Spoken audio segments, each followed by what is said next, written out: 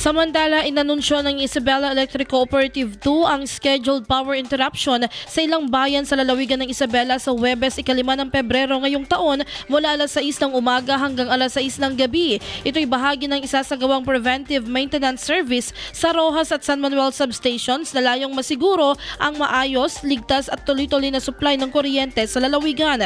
Ayon sa Iselco 2, maaapektuhan ng pansamantalang pagkawala ng kuryente ang mga bayan ng Aurora, Malig, Quezon, Quirino, Rojas at San Manuel sa Isabela, gayon din ang bayan ng Burgos maliban sa mga lugar ng Ranyag, San Bonifacio, San Miguel, San Roque, Sitio Duco at Sitio Singson na hindi kabilang sa isasagawang power interruption. Posible ring matapos ng mas maaga ang maintenance kaya maaaring maibalik ang supply ng kuryente bago ang itinakdang oras. Tiniyak naman ng Iselco 2 na agad na may ibabalik ang serbisyo sa sandaling makompleto ang mga aktibidad kahit walang paunang abiso. Samantala, hiniling ng Iselco 2 sa mga consumer na iwasan ang pagkopya o pagre-repost ng mga larawang naglalaman ng impormasyong may kinalaman sa power interruption, billing at iba pang usaping pampubliko dahil ang mga ito ay maaaring magbago o ma-update anumang oras.